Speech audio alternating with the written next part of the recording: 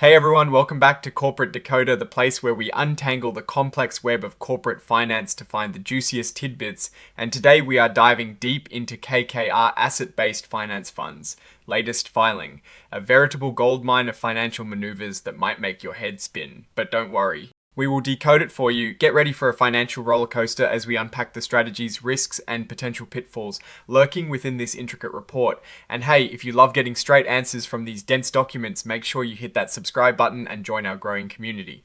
We also have a Discord channel linked in the description, so come hang out with us there. Alright, let's get started. This filing, dated the 17th of December 2025, is essentially an update, a post-effective amendment to their existing registration statement. Think of it as a company giving the stock market a heads up about what they are doing and what they plan to do, especially as its interval fund structure means it offers shares continuously. The star of our show today is the KKR Asset-Based Finance Fund, formerly known as KKR Credit Opportunities Portfolio. This is a closed-end management investment company operating as an interval fund. This means it aims to provide some liquidity to investors through periodic repurchase offers, a crucial detail for anyone looking to invest. Their main goal is to generate current income and, to a lesser extent, long-term capital appreciation. So they are looking for steady cash flow with a kicker of growth, a classic investment strategy. Now, how do they plan to do this? They are targeting asset-based finance investments, or ABF. This means they are betting on assets that generate cash flow, be it consumer loans, commercial finance, hard assets like infrastructure, or contractual cash flows. It is a broad strategy that diversifies their bets across different income generating sectors. Here is a key point for investors. They plan to use leverage. This means borrowing money to invest more, aiming to amplify returns. It is a double-edged sword though, as it can also magnify losses. Remember, the 1940 Act has rules about how much leverage they can use, and they are sticking to those limits. Generally up to about 33.33% of their total assets. They offer several classes of shares, each with different fee structures. For example, Class T and Class PT shares come with sales loads, meaning a percentage of your investment goes towards sales charges, while others like Class I have no upfront sales load, but financial firms might still charge you fees. It is vital to understand these differences as they directly impact your returns. Let's peek at the expenses, for example. Class I shares and Class Pi shares have a total annual operating expense of 3.94%, while Class T shares hit 4.69%. These might seem small, but over time they chip away at your investment returns. That 4.69% means for every dollar you invest, almost 5 cents goes to expenses each year. Looking at past performance, Class D shares saw a total return of 16.53% ending the 31st of October 2024, while Class I shares had 16.80%.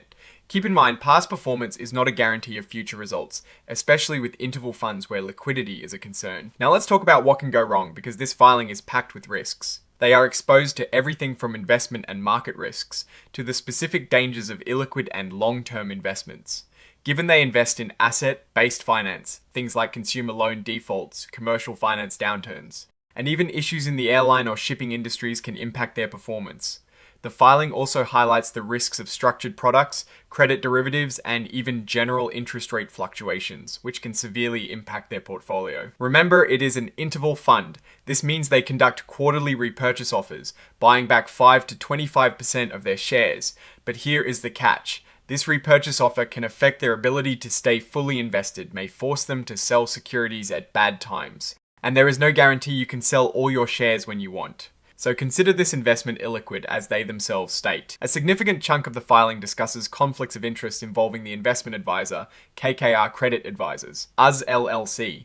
They manage many funds and have various relationships that could potentially put their own interests, or the interests of other funds they manage, above the funds. For instance, they might face a conflict when allocating investment opportunities or when deciding how to vote proxies. It is a complex dance of managing differing incentives, and investors should be aware that the advisor is not always solely focused on this one fund. Good news though, the advisor has agreed to temporarily waive some of its fees. From December 2025 through March 2026, they are waiving both the base management fee and the incentive fee entirely. Then from April to December 2026, they will waive fees to keep the combined management and incentive fee below 1.74% of assets. This is a short-term relief measure, and after that, the fees revert to the standard rates. Looking at the financial highlights section, we can see the net asset value per S-share for Class D shares. It started at $22.62 for the 6 month ending the 30th of April, 2025, and then ended up at $21.42. This shows a decrease in value during that period, which should be considered alongside the total return figures. For Class I shares, the net asset value began at $24.36 and ended at $23.06, also indicating a dip. The total return for Class D shares for the year ended the 31st of October 2024 was 16.53%, and for Class I shares it was 16.80%. These are respectable returns, but we must remember the risks and fee structures we discussed.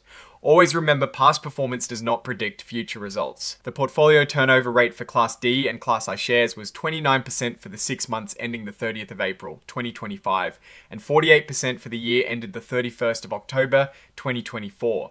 A higher turnover rate can mean more trading costs eating into returns. The senior securities table shows the fund had $253,428,000 in total debt outstanding as of the 31st of October, 2024.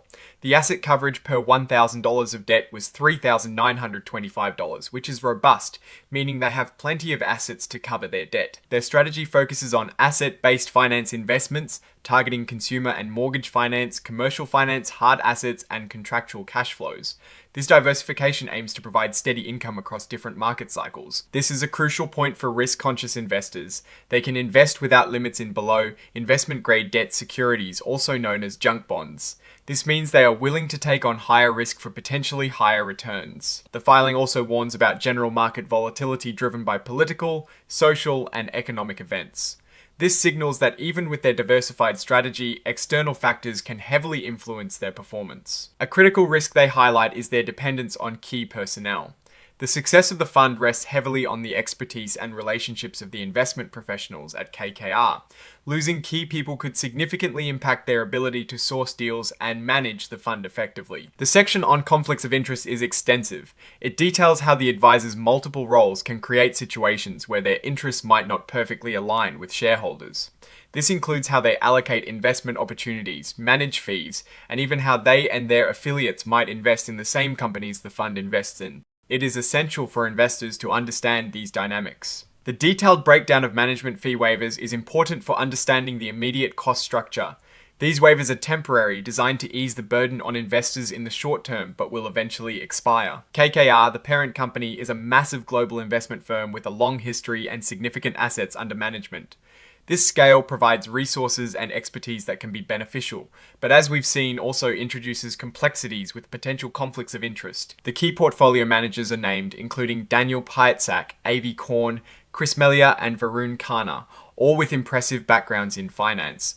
Their experience is a cornerstone of the fund's strategy. Looking at trustee compensation, the independent trustees received substantial amounts, ranging from $71,250 to $133,452, plus deferred compensation.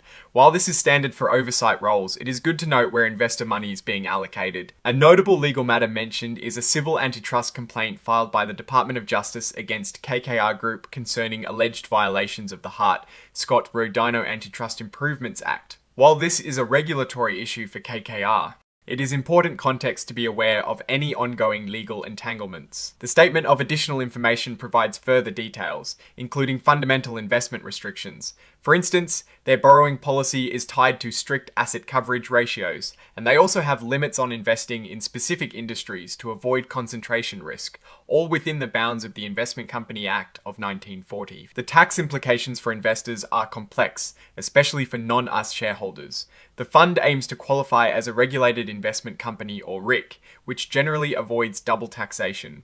However, failure to meet certain distribution and diversification requirements could lead to penalties. Distributions of ordinary income and capital gains are generally taxable, and investors should consult their tax advisors for personalized advice. The recurring theme of conflicts of interest highlights the careful consideration investors need to give to the structure and management of this fund. While KKR has policies to manage these conflicts, their effectiveness is not guaranteed. So, what is the story here? KKR Asset-Based Finance Fund is aiming for strong income generation and capital appreciation by investing in a diverse range of based finance opportunities. They use leverage to potentially boost returns and offer multiple share classes with varying fee structures. However, this strategy comes with significant risks inherent in asset-based finance, illiquid markets, and the potential for magnified losses due to leverage. The extensive discussion on conflicts of interest underscores the importance for investors to understand the advisor's multiple loyalties, while past performance looks solid. The ongoing market volatility, potential for regulatory changes, and reliance on key personnel are factors to watch closely. Ultimately, this is a fund for investors who understand and can tolerate the higher risks associated with asset-based finance and the use of leverage, and who are comfortable with the potential complexities arising from the fund's interval structure and the advisor's multiple roles. The fee structure, especially for certain share classes, and the inherent risks of the underlying investments require thorough due diligence. Alright, that is our breakdown of KKR Asset-Based Finance Fund's latest filing. What is your take on these numbers and what they signal for the company's future? Drop your thoughts in the comments if this analysis was valuable. Hitting that like button really helps, and subscribe for more deep dives. And don't forget to check out the Discord in the description, where we continue the conversation. Thanks for watching. See you next time.